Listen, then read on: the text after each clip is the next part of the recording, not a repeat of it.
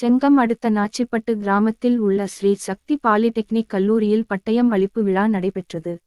விழாவுக்கு கல்லூரி தலைவர் அக்ரி வெங்கடாஜலபதி தலைமை தாங்கினார். செல்வநாராயண ரெட்டியார் கல்வி அறக்கட்டளை நிர்வாகிகள் செயலாளர் திலகவதி ரவிக்குமார், இயக்குநர்கள் ரேகா ரெட்டி, மேனகா வெங்கடாஜலபதி ஆகியோர் முன்னிலை வகித்தனர். முதல்வர் செந்தில்முருகன் வரவேற்று பேசினார்.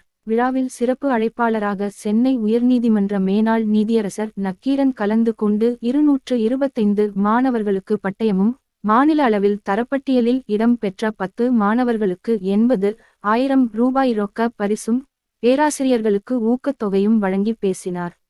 நிகழ்ச்சியை ஆன்மீக சொற்பொழிவாளர் தனஞ்சயன் தொகுத்து வழங்கி பேசினார். முடிவில் பேராசிரியர் அலெக்சாண்டர் நன்றி கூறினார். விழாவில் நாச்சிப்பட்டு கூட்டுறவு சங்க செயலாளர் கிருஷ்ணமூர்த்தி, வழக்கறிஞர்கள் விஜயகுமாரன், செல்வம் மற்றும் பெற்றோர்கள், மாணவர்கள், பேராசிரியர்கள் கலந்து கொண்டனர். ரூபாய் 10,000 சான்றிதழும் கேடயமும் பெறுகிறார்.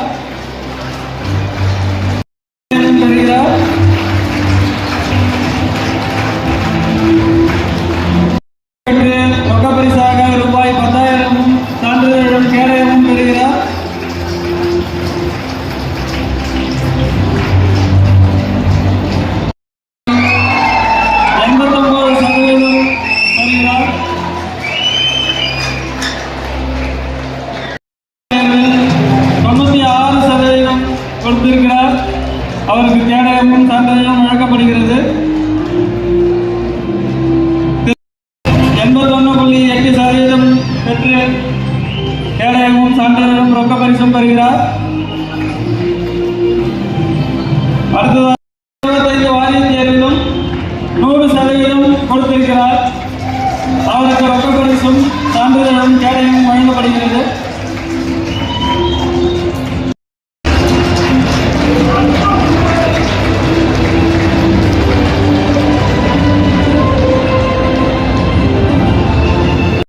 பல்வேறு கிராமப்புற சென்றம் அவங்க அத்தனை பேருக்கும் அழைப்பிடுதல் போனோம். ஆனால் நீங்கள் கொஞ்சம் 7ஆம் தேதி வரும்போது கொஞ்சம் கேட்டாங்க. அதை நினைக்கிறேன் நிச்சயமாக வந்து நீங்கள் சரி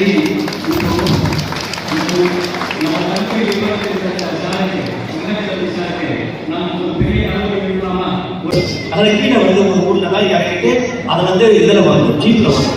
ஜீப்லேயும் அப்படி போக சொல்லும் போது அந்த ஜீப்பில் வந்து ஒரு பாதுகாப்பு படை வீரர் இருக்காங்க. அவங்க நின்று கொண்டே வருகிறார்.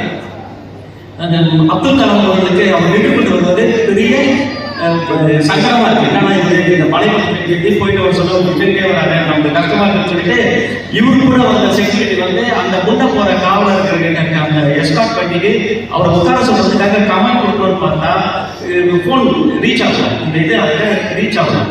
அதுக்கப்புறம் ஒரு நேரம் போறாரு, மீட்டிங் போறாரு. நேரம் மீட்டிங் போனவொடனே தேநீர்லாம் கொடுப்பாங்க. அந்த டைம்ல அவரை கூப்பிட்டு நீங்க ரொம்ப நேரங்கள் நின்று கொண்டு வந்திருக்கீங்க, உங்களுக்கு வந்து உங்கள் கடமையை நீங்கள் மிக சரிவாக செய்கிறீர்கள், உங்களுக்கு என்னுடைய வாழ்த்துக்கள் அப்படின்னு சொல்லி சொல்றாரு.